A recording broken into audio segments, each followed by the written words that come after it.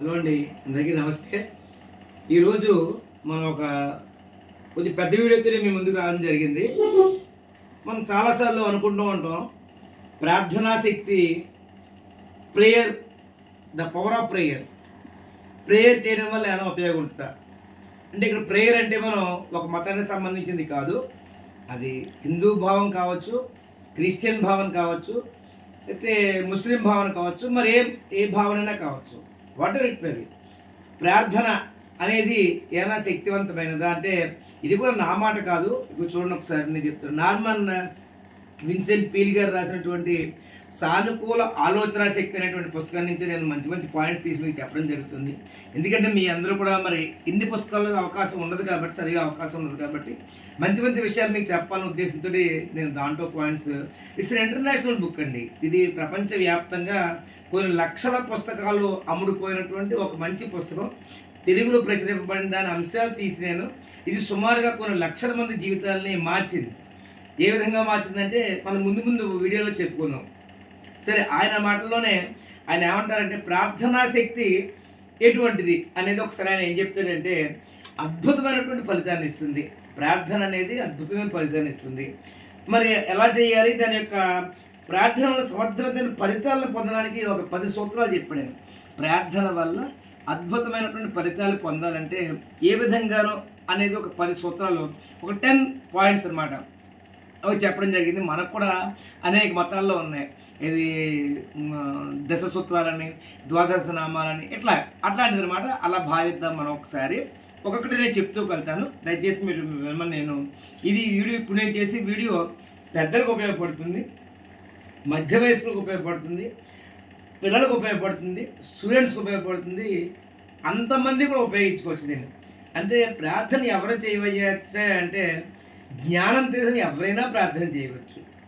ఏ విధంగా చూసారో మనం చిన్నప్పుడే చూస్తే, మరి జో అచ్యుతానంద జో జో ముకుంద లాలి పరమానంద రామ గోవింద జో జో, చూసారా? ఒక పాట రూపంలో భగవంతుడిని అక్కడ వాళ్ళు, ఆ అమ్మ చక్కటి పాట రూపంలో చెప్తుంది. అలాగే అన్ని మతాల్లో కూడా ఉన్నాయి. ఈ ఒక హిందూ మతమే కాదు, అన్ని మతాల్లో కూడా ఈ విధంగా చిన్నప్పటి నుంచి మరి సండే ప్రేయర్ అని పెడతారు. క్రిస్టియన్స్ అయితే మరి సండే నాడు చర్చికి వెళ్ళి ఆ పిల్లలందరి కోసం ప్రత్యేకంగా సండే ప్రేయర్ అని ఆ ఫాదర్ గారు పెడుతూ ఉంటారు. అలాగే మరి ఆ ముస్లిమ్స్తో కూడా చిన్నపిల్లలందరినీ దగ్గర తీసుకుని మరి అక్కడ సరదాగా వాళ్ళందరికీ నమాజ్ చేయించడం కానీ ఇలాగ రకరకాలు చేస్తూ ఉంటారు. నేను దాని మీద నాకు ఎక్కువ అవగాహన లేదు కాబట్టి ఆ విషయాలు నేను చెప్పలేకపోతున్నాను. అవి కూడా నెక్స్ట్ వీడియోస్లో తెలుసుకుని చెప్తాను. అన్ని మతాలకు సంబంధించిన అంశాలు కూడా నేను మీ ముందు ఉంచుతాను. సరే, ఒక్కసారి చూద్దాం. ఒకటో పాయింట్ ఏం చెప్పాడంటే, ప్రతిరోజు కొన్ని నిమిషాలు కేటాయించమన్నాడు. కొన్ని నిమిషాలు కేటాయించండి, ఏమీ అనవద్దు, ఏ స్తోత్రం చదవద్దు, ఏ మంత్రం చెప్పద్దు. కొన్ని నిమిషాలు కేటాయించి కేవలం దేవుని గురించి ఆలోచించడానికి ప్రయత్నం చేయడం.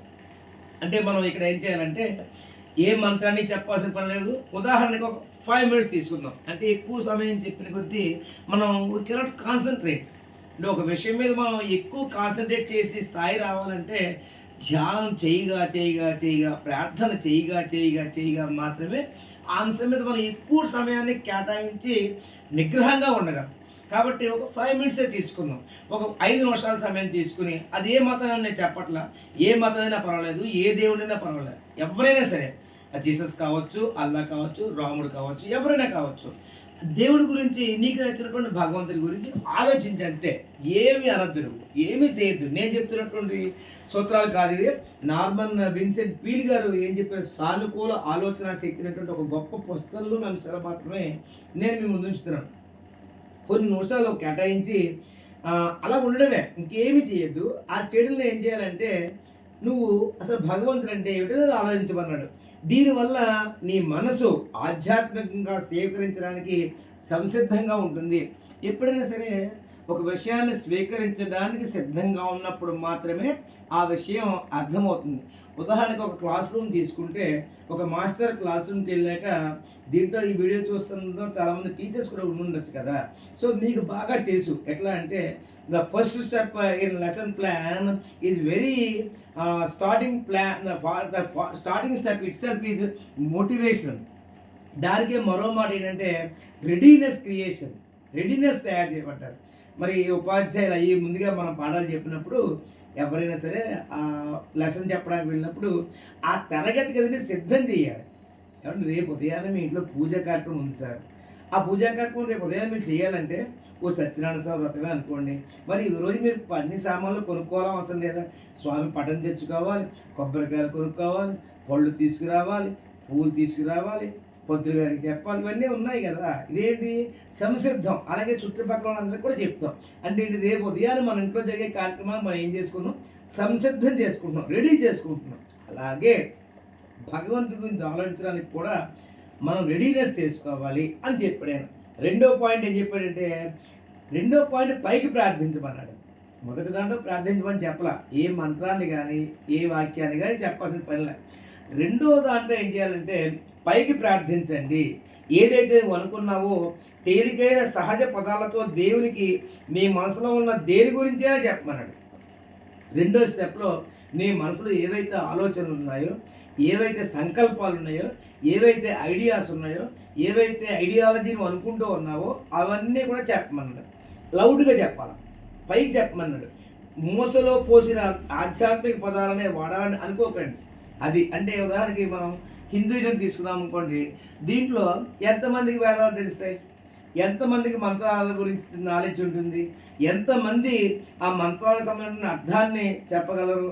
కాబట్టి ఆయన చెప్పిందంటే ఏంటంటే, అక్కడ నువ్వు అదే విధంగా శాస్త్రోక్తంగా నియమబద్ధంగా చెప్పాలని ఎటువంటి సూత్రం లేదు. నీ మనసులో ఉన్నటువంటి ఆలోచనని స్పష్టంగా నివేదించు. అలాగే మీ స్వంత భాషలో మాట్లాడు. నీ స్వంత భాష అంటే ఎందుకని చెప్పారంటే, తల్లి భాష, మదర్ టంగ్ అంటాం కదా మనం. మదర్ టంగ్ తల్లి భాష. తల్లి భాషలో మాట్లాడినంతగా అంత ఫ్లూయెన్సీగా మనం వేరే భాషని మనసుకి హత్తుకోలేదు. ఒక వ్యక్తి తన మాతృభాష తెలుగు అయి ఉండొచ్చు, తర్వాత ఆంగ్ల భాష నేర్చుకోవచ్చు, హిందీ నేర్చుకోవచ్చు, అవి బాగా మాట్లాడుతూ ఉండవచ్చు కూడా. కానీ మనసుకు హత్తుకునే భాష ఏదయ్యా అంటే ఆ తల్లి భాష అయినటువంటి తెలుగు మాత్రమే. అదేవిధంగా ఇప్పుడు భగవంతుడితో మనం మాట్లాడుతున్నప్పుడు వేరే భాష ఉపయోగించాలన్నటువంటి నియమేమీ లేదు. శాస్త్రోక్తంగా చెప్పాలని నియమం కూడా లేదు. నీకు ఏ విధంగా సరళంగా చెప్పగలవో అటువంటి భాషను ఉపయోగించి భగవంతుడితో ఒక రిలేషన్ ఏర్పాటు చేసుకో, ఒక లింక్ చేసుకో. అంటే భగవంతుడు అంటే ఎవరయ్యా అంటే కదా, ఒక శక్తి మనకు తెలియనటువంటి, మన కంటికి కనిపించినటువంటి ఒక అదృశ్య శక్తే భగవంతుడు. అటువంటి ఆ భగవంతుడు ఉన్నాడనేటువంటి నమ్మకం మనకు ఉంది కాబట్టి ఆ లింకప్ చేసుకోమన్నాడు.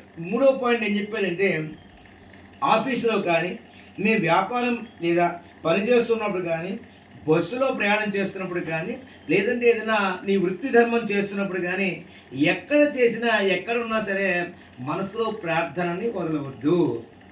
ఇది చాలా కీలకమైన పాయింట్ అండి. అంటే ఏంటంటే, ఇందాక రెండో పాయింట్లో గట్టిగా ప్రార్థన చేయమన్నారు కదా మాస్టర్ మీరు అని అడగచ్చు. అది ఎప్పుడయ్యా అంటే, నీకు తీరిక సమయాల్లో ఉన్నప్పుడు, ఇతరులకు ఇబ్బంది కలిగే పరిస్థితి లేనప్పుడు మాత్రం ఆ విధంగా చేసుకో. మనసులో చేసుకో, బహిర్గతంగా కూడా చేసుకో. కానీ మూడో పాయింట్ నార్మల్ పీల్ గారు ఏం చెప్పారంటే, నీ మనసులో నిత్యం కూడా అది నలుగుతూ ఉండాలి, మసలుతూ ఉండాలి.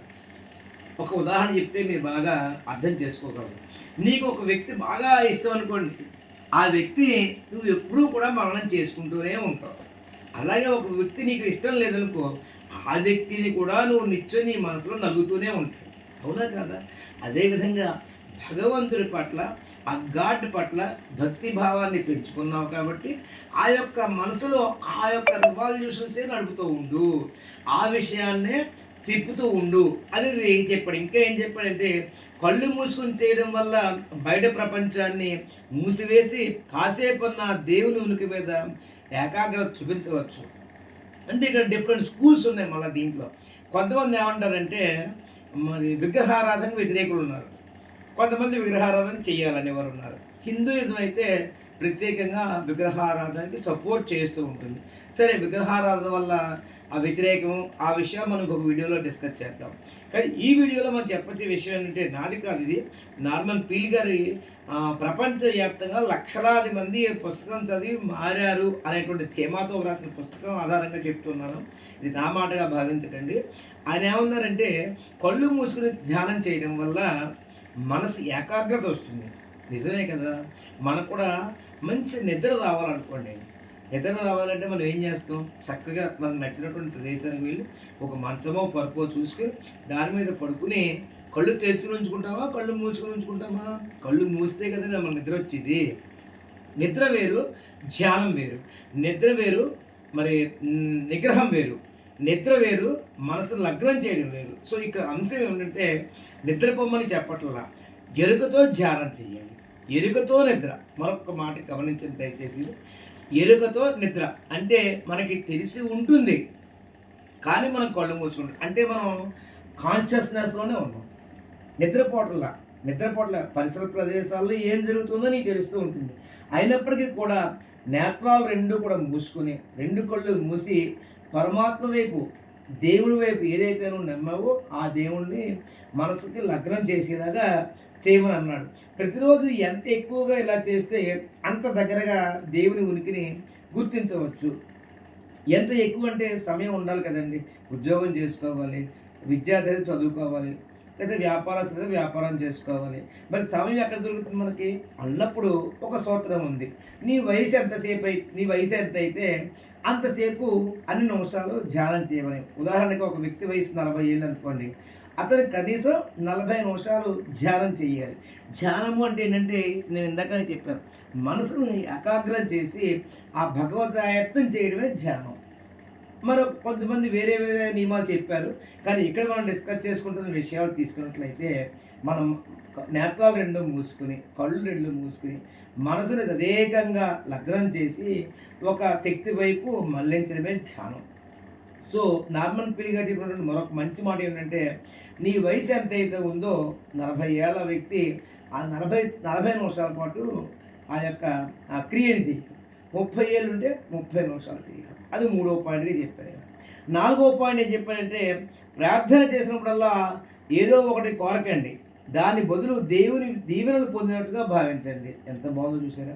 4వ భావన ఏం చెప్పారంటే, 4వ సూత్రం మనం సహజంగా ఏం చేస్తూ ఉంటామంటే, ఒక దేవాలయానికి వెళ్ళినా, ఒక ప్రార్థనా స్థలానికి ఎక్కడికి వెళ్ళినా ఏదో మనకు తోచినటువంటి కొన్ని అరటిపళ్ళో, కొబ్బరికాయో పట్టుకుని వెళ్తాం. అందరికీ నేను చెప్పటం లేదు ఇది. నాలాంటి బోటుగానే చెప్తున్నాను.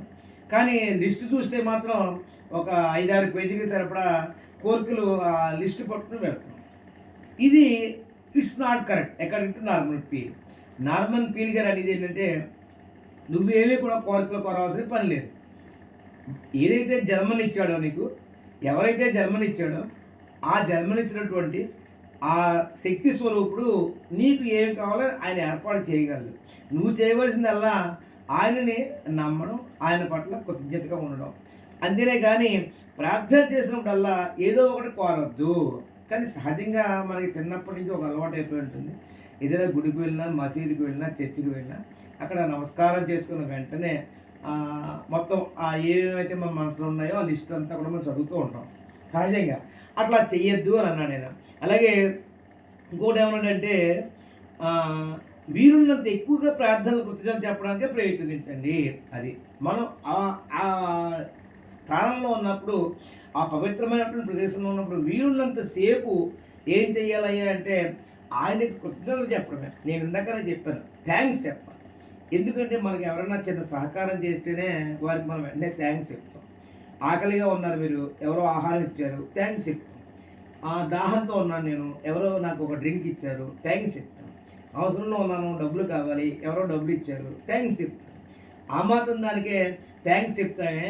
మరి అలాంటిది మనకి జన్మనిచ్చి, ఇంత ఆరోగ్యాన్ని ఇచ్చి, ఇంత శక్తి ఇచ్చినటువంటి ఆ పరమేశ్వరుడికి, ఆ యొక్క దేవదేవుడికి, ఆ కళ్యాణకారకుడికి మనం ఏం చెప్తే థ్యాంక్స్ పూర్తవుతుంది.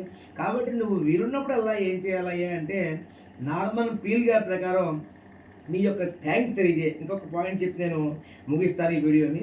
మనస్ఫూర్తిగా ప్రార్థిస్తే అవి మీరు ప్రాణంగా భావించే వాళ్ళకి అందుతుంది. నిజంగా వాళ్ళ చుట్టూ దేవుని ప్రేమ, రక్షణ ఉంటుందని నమ్మకంతో ప్రార్థించండి. మనస్ఫూర్తిగా కనుక మనం కోరుకున్నట్లయితే ఏదైనా సాధించవచ్చు, ఏదైనా చేయవచ్చు. మనకు తెలుసు కదా, ప్రహ్లాదుని కదా మనకు తెలుసు కదా. ప్రహ్లాదుడు మరి శ్రీహరిని అంత గాఢంగా నమ్మాడు, ఆ స్వామిని అంత ప్రార్థించాడు. మరి వారి తండ్రి అయినటువంటి కంసుడికి మరి నీ హరి ఎక్కడున్నాడని అడగడం, ఈ యొక్క స్తంభంలో ఉన్నాడా అని ఆయన అడగడం, తండ్రి అడగడం, ఉన్నాడు అని చెప్పి ఈయన చెప్పడం, ప్రహ్లాదుడికి చెప్పడం. అలాగే అప్పుడు ఏడిరా అని శ్రీహరిని ఆ స్తంభాన్ని ఆయన గట్టిగా మోదగా ఆ స్తంభంలోంచే సరాసరిన నారసింహ అవతారం పెట్టాడు మనకు తెలుసు కదా. సో నమ్మితే ఏదైనా చేయగల సమర్థత ఉన్నది, శక్తి స్వరూపం ఉంది అనే నమ్మకాన్ని ఉంచి మనం దైవ ప్రార్థనకి వెళ్ళినప్పుడు తప్పనిసరిగా మన మనసులో ఆ యొక్క ధన్యవాదాలు చెప్పడం అనేది తప్పనిసరిగా మనం పాటించవలసినటువంటి నియమంగా నేను చెప్తున్నది కాదు. నార్మన్ విన్సెంట్ పీల్ గారు సానుకూల ఆలోచన శక్తి, ఒక్క మాట చెప్తే నేను వీడియో ముగిస్తాను. సానుకూల ఆలోచన శక్తి అనేది చాలా ప్రతి వ్యక్తికి చాలా అవసరం. దాన్నే positive thinking. In English we are calling it as positive thinking. Don't go for negative thinking. చాలామంది ఏదైనా ఒక అన్నప్పుడు నెగిటివ్గా ఆలోచిస్తారు ముందు. అట్లా నెగిటివ్గా కలిగినప్పుడు ఏ పని మనం చేయలేము, ముందుకు వెళ్ళలేం. మనం ఎప్పుడూ కూడా ఎంత కష్టమైనా, ఎంత మనకి ఇష్టం ఉన్నా లేకపోతే అది ఒక పెద్ద ఆయన అంటారు, ఇష్టపడి చేస్తే కష్టమైన పని కూడా చాలా సులువుగా మనం చేయగలుగుతామని. కాబట్టి చక్కగా ఇప్పుడు 5 పాయింట్స్ నేను ఎక్స్ప్లెయిన్ చేశాను. 5 పాయింట్స్ కూడా మనసులో పెట్టుకుంటారు మీరని.